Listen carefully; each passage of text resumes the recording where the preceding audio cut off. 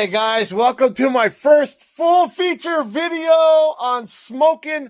Okay, I like to give you a little backstory because some of you guys like storylines. Okay, this is my messy garage right now, but I do like to smoke on the weekends. By trade, I'm a truck driver.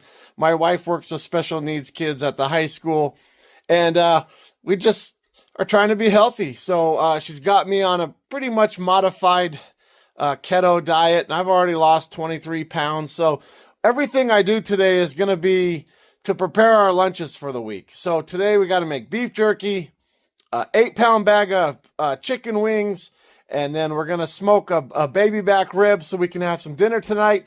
And then I'm contemplating maybe I'll throw some burgers on the smoker and then finish them on the flat top. Pressed down real hard with weight so that they're nice and crunchy like my wife likes. She likes those in and out Flying Dutchmen, so I do my best to replicate that. So we're going to get started. I know that was a long intro, but I also have my wife here. I live with my daughter lives with us, and then our 4-year-old grandchild. So we've got quite an active life, so everything's an event. I got birds. I got a potbelly pig. So this is everything that hopefully you guys have, so I don't look like I'm fake with a perfect kitchen and a perfect everything, because we're not. We work hard. We're hardworking Americans, and we just grind it out. So I'm kind of cheap. I'm just going to get a quick pair of these rubber gloves. I don't even use two. I only use one because I'm so cheap. I don't want to waste them, you know, because you only get like a 50-pack. And if I do it this way, I can, go a whole year without having to buy gloves. Well, a couple months at least, because we know when we do pork butt and all that and crunch it up, we use 2 pairs of gloves. But all I'm going to show you guys how I prepare my pellet grill. I got a bag, I got the glove. Let's go to the grill. All right, I want to show you what I have to work with. And the reason why I brought up the pig is because she's going to be popping in. She's such a camera hog. She likes to see what we're doing. But anyway, this is her backyard. This is her little area, feeding area. We got artificial grass everywhere, mats for her to lay on. There's her little house. So she's going to be hanging out. As we go to the grills, I had an old Craftsman toolbox. It was just sitting there doing nothing. So I thought, why don't I make this my grill box? So let's take a look. I got a spatula in here, obviously extra glove. I got these grill lights that I'm pretty proud of. They're magnetic, and you can actually adjust them to everything. I know I'm wobbling. I got my temperature probes for the Brisket AI. We're going to come in here and we're going to grab the plastic brush cleaner. It might even be in my grill. The reason I want to use plastic as opposed to this metal is this thing looks like it's powder coated. So I don't want to scratch any of that stuff, okay? I do have scrubbing pads. I got all kinds of stuff, tongs. Normally I'll wash these off before I use them, but because it does lock down, it's fairly clean. In here, I'm going to grab the broom. We're going to need this. We're going to need this. So we'll put that right there. And then I'm going to look for, there it is. So I just paid like literally, I don't work for these guys, but this is awesome because it's got the plastic brushes, the scrubber there, and it's got the scraper. And I'll use all those today. I'll show you that. Here in the grill corner, we got a George Foreman electric grill. I'm pretty proud of this thing. Looks like I hid something in there. Trash. That's a good place for it. Hey, I'm transparent. Okay, we got a charcoal grill. We got a smoker cabinet. I think this is like a Mastercraft or Master something. I don't know. Master built. We got a Master built smoker cabinet. The Brisket AI. Then we got a stainless steel propane 3-burner barbecue grill. Cool story on that. The grill was ready to be retired, but I bought new burners and new cover plates, so we brought it back to life. I bought some tools and modified it. That's a Blackstone cover, but I have a Pit Boss flat top. And Pit Boss flat tops are ceramic coated. They're not the steel as Blackstone, but the tarp was on sale, so don't judge me. This grill comes with a cover. I'm going to go ahead and back off a little bit here and set the camera up. I'll be right back. So in getting this cooker, I was looking at a million different ways. I was going to buy a shop vac. I was gonna do a bunch of different things, but I found that these 3 simple tools and a rubber glove, I have an ice cream, I guess it's an ice scooper, the bag and rubber gloves are the quickest and fastest. This literally was like a $5 Amazon special. So what I'll do is I'll get the bag ready here, put it in my pocket. We'll take the cover off the grill. I did forget my pellets. I'm gonna go grab those real quick just so I have everything. Pause. All right, so I use an old Folgers can. I got the pellets in here. It's filled about that much. That's pretty much gonna be what I'm gonna use today for about 6 hours of smoking. So that's your volume of use.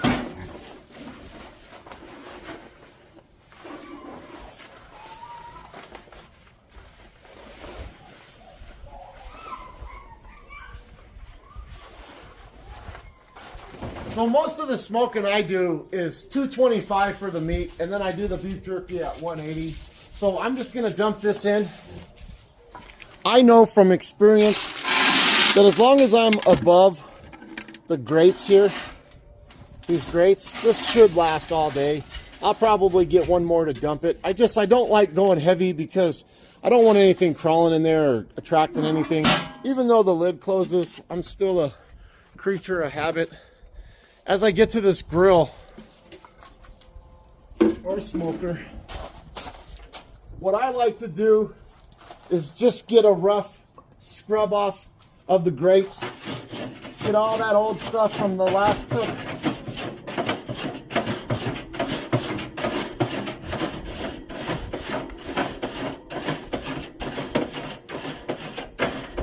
Now the way we're going to sanitize this is when we start the smoker, we're going to have it smoke at least 170 degrees for at least a couple minutes, and that should sanitize everything up real good. So once I'm comfortable and everything is cleared, then I go to my next step, which is the pan itself. Okay, and then here, all I'm trying to accomplish is using the metal scraper on here, just getting most of this stuff off, because that'll burn and cook. So I just kind of take it all to the end.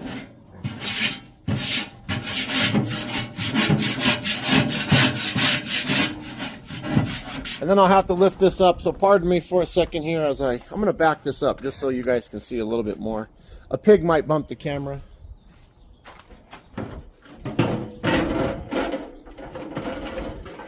And again, doing it this way, I only have to have the one clean glove, you know.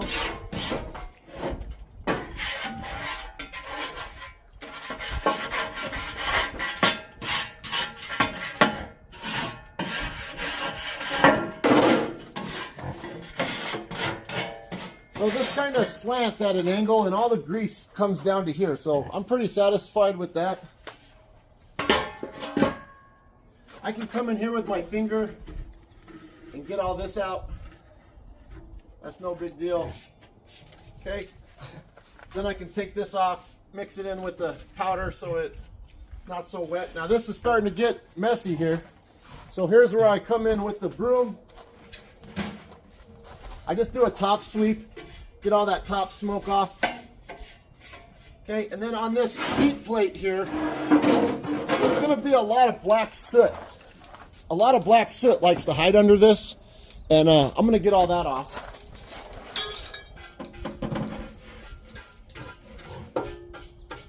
And you can kind of see in there that soot's coming off.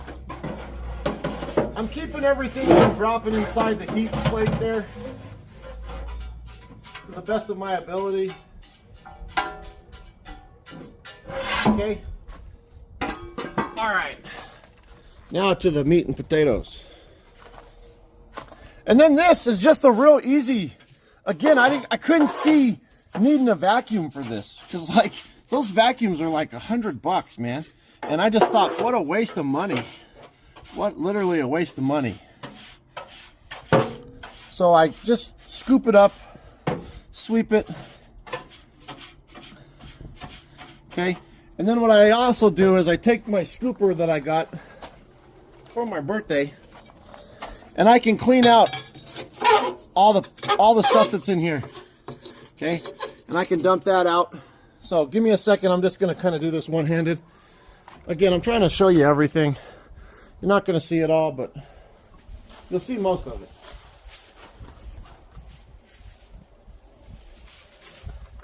And this just kind of breaks off all the stuff that gets down in there. And this one might be a teeny bit wide, but it still works. And then whatever else you have, you can just scoop out with your hand with that glove. So, because again, once the pellet smoker gets going, it kind of blows air. There's like a little fan in there, and all this kind of swirls around, and we don't want that on the food. That's why we're doing it this way. I got my dustpan. Just take all that stuff, throw it in the bag.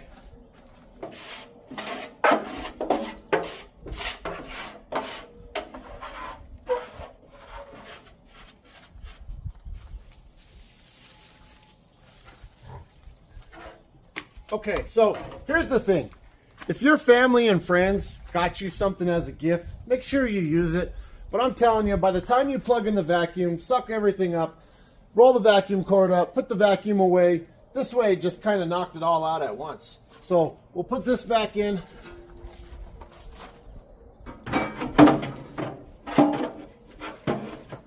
Okay, everything looks good right there. Throw this back in.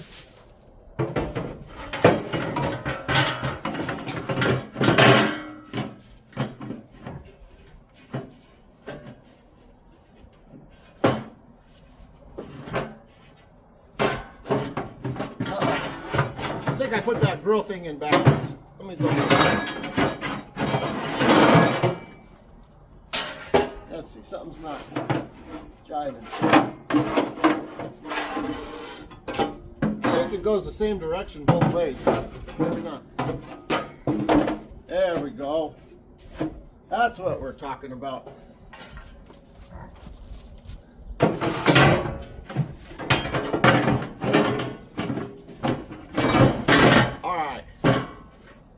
Just center it up. Everything looks sweet. And then again, this one here has a side catch, so I just make sure that's under there. Rarely do you have to dump those. It doesn't do a whole bunch. It doesn't catch a whole bunch. I don't cook that much of fatty meat. We'll hold this, throw these grill racks back on. Okay. I think it's safe to take off the glove. All right, now we're just going to grab everything and put it away. Now you could probably hose this off and spray it, but whatever. Okay, I will need a prong, a temperature prong, so I'm going to save this to the side. This kit came with two, but I don't need the other one right now. Also got my wood chips and stuff in here, so we'll just put this back. And I'll probably have to adjust this box so this lid will shut, but for now, we'll keep it like that. All right, now we're gonna run an extension cord. Keep in mind, last time I had this smoker going and the grill going at the same time, and I blew my GFI outlet over here. So try to keep your appliances inside. Like if you have a microwave or a coffee maker, try to stay off a separate circuit while this is going. If my wife vacuums, I'm going to discourage her not to vacuum. I'm going to grab the extension cord real quick. You don't need to see me plug that in. You know how to do that. You also want a nice thick extension cord.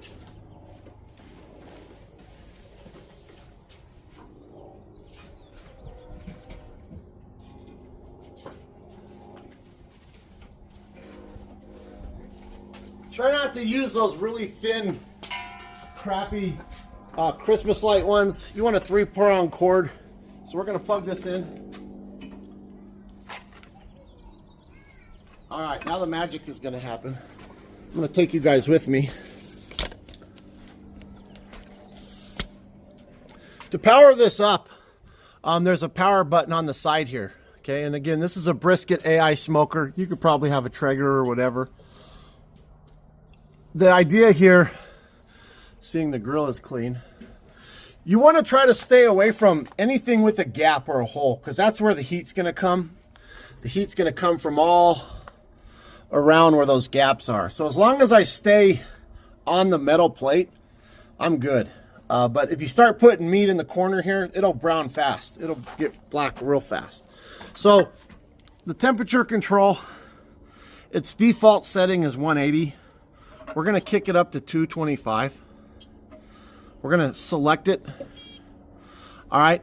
And now I can go to ignite. I have a smoke option, but when you use the smoke, it doesn't have any temperature control. And this is also the AI one, so I can hook this to my cell phone. But I haven't done that yet just because I like the hands-on. I put my prod in here for temperature, run it through the grill, and that's how I can see what my meat is. And I have 2 prods, but I only use one. I'm not fancy. So let's ignite this. Push to ignite. The current temperature is 65. We won't put any meat on this. See how when the air and stuff's kind of blowing all that stuff away? That's why I leave my lid open when I do that, just to make sure everything gets out and keeps that off the food. So otherwise, it's pretty stellar clean. I'll probably get 1 more scoop of pellets just in case. The pellets, you just want to make sure that there's no chemicals or flavors added. Use natural 100% wood. That's about all I can tell you about that. Use your favorite brand. I'm not going to tell you one's better than the other because I just sweep up ash with anything I've used. Everything tastes good in the food anyway. So that's igniting. That's going. We'll throw the bag away. I'll go get the meat, show you that, and we'll pause for a little bit. You won't see the pause, but I'll be right back. All right, I'm back. So I used the hickory, apple, maple, oak proprietary blend made by Pit Boss. Okay, so it's other than it's 100% wood. So again, as long as it looks something like that, we're gonna take this over and fill the hopper. You'll see a little bit of smoke or dust flying out of this, but no big deal. That is gonna be plenty. I can feel the heat coming. It's at 74 degrees. I'm pretty confident that the blower has blown all the dust out. So we'll go ahead and close this so we can get some heat. Remember that heat, we want 170, okay? And let's talk about the ribs now. So I've had these soaking here now for a couple hours. Ideally, overnight is better. But there's a can of Coke in here. We injected the ribs with apple juice. And then my wife put her favorite spices on there. Watch a short for that. Same thing with the chicken. I've made shorts on the seasoning of this. But ideally what we do is we take the 8-pound bag. This is a Great Value Party Wings. And we let it thaw. And then the wife will run water over it, rinse all the chicken off. And then we set it in a pan, season one side pepper and Himalayan salt, flip it over, and then she puts on the special seasonings that we like. We let these marinate overnight. This one, it just so happened I was at Walmart yesterday, or Bash's', and I saw the ribs were on sale for $1.99 a pound, so I pulled the membrane, soaked those. But ideally, you'd want to rub the rub on and then put your liquid on. But that's, I don't know. I don't know if there's a right or wrong way to do it. But before we put this meat on with the probe, we'll go ahead and get this heat going. Currently, all the time spent, we're at 109. So again, we're waiting for that magic number, 170. I'll see you in a couple minutes. Hopefully the Potbelly Pig doesn't knock this camera over, and hopefully I got data space to make a long video, because we're already at 19 minutes. But we'll be back.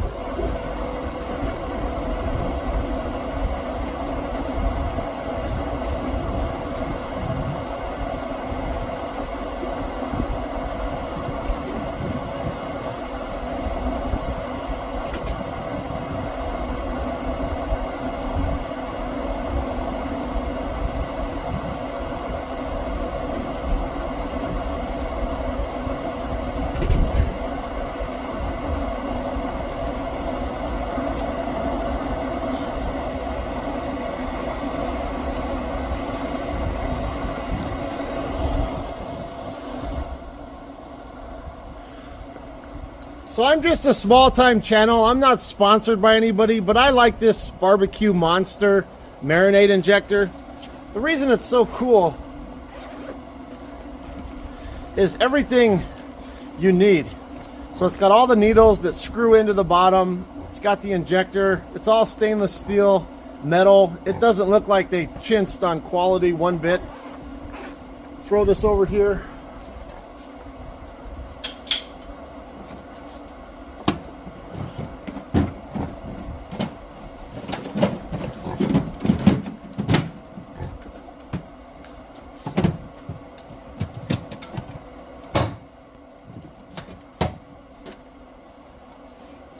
And I will never eat this pig, but look at here. She thinks she's got to be involved. She's already scratching her side on the house. So we're almost at that magic 170. So again, once we see that 170, a couple minutes, all it takes to sanitize and sterilize. So we'll get this going and be ready for the meat. And we're up to 174. So things are going good.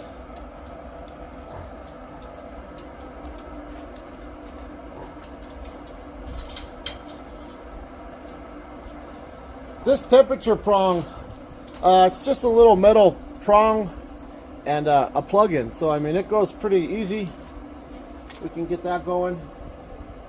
And then again, I'll carefully feed it through here. If you push too hard, you're gonna push in the rubber grommet. So we're getting up there. So we're above that 170. So I'm thinking just a couple minutes. And what we want to hear is when we put the meat on, we should hear a little bit of a sizzle. That'll tell us that everything was clean and sanitized. So we're already hitting 196. So I think we've achieved what we wanted. Perhaps we'll start with the ribs. Now we want to do fat side down on this one. It just seems to me work good. So that's the game plan. We'll put these on the top rack. Again, this is just one rack.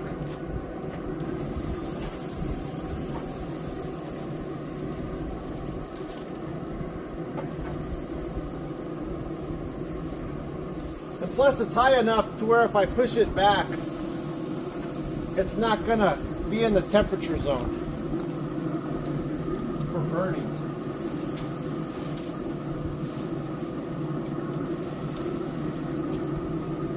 Now these little chicken wings, again, we're gonna stay away from the edge corners. I'll probably find a big fatty one here because that's what I'm gonna put my prong in. So we'll leave that one right there.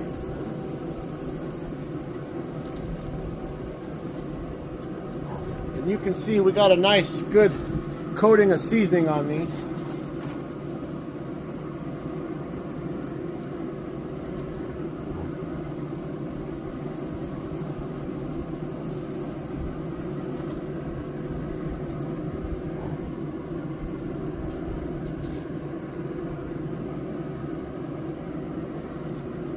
I like the drumettes. My wife likes, or she, I don't know. She likes the wings, and she likes the wings and flats. I like the big drumettes.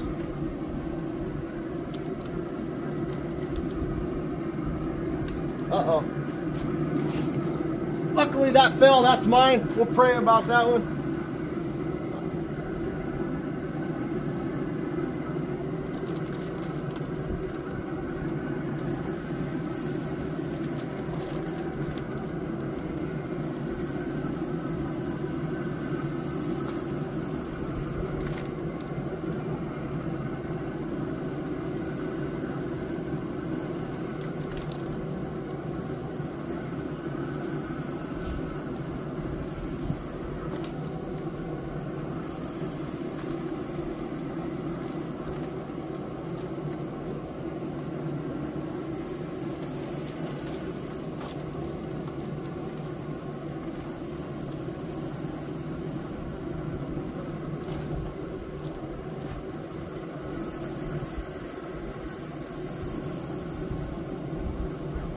yeah. All right, so we stayed away from the edges. This might be suspect, but the heat's coming from here. So this is the most important, but that pan is covering it. So I think we're solid. So we'll feed that temperature probe through. We'll put it in.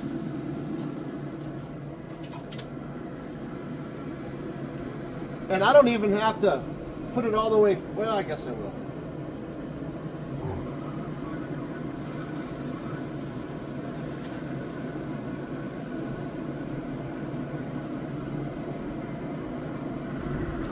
I don't know if it's gonna matter, but I tried to keep it up high so that the heat can't, I don't know, these things can burn. But just in case, that's the way we'll do it.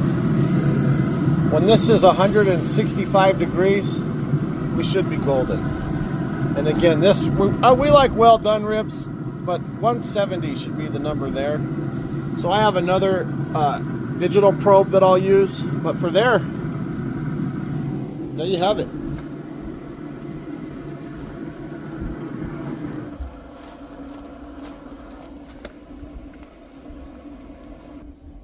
Hope you enjoyed the video. I'll show you another one when all that's done and on our plates. Thanks, guys. Make sure you like and subscribe. This is a new channel. We just have humble. I'll keep this just barbecue stuff. I won't put none of my gun stuff on here or trucking stuff. This is purely just a me cooking, having fun channel. That's all this is about. See you guys later. If you need to know, I'm 50 years old and a trucker. Like and subscribe. Hopefully you didn't go away. The wife just reminded me that we have pre-cooked hot links and chicken sausage. That's about it. So I'm gonna put those on when I do the steak. The steak are real thin strips that she put in Worcestershire sauce, soy with her favorite seasonings. So we're gonna make beef jerky, and to make the beef jerky, I try to set this as low as it go, and I think 180 is the lowest this will go. Maybe it goes lower, but if I can get it to like 160, that's ideal. We'll cook those steaks for about 5 hours on that when all this comes off with the sausage.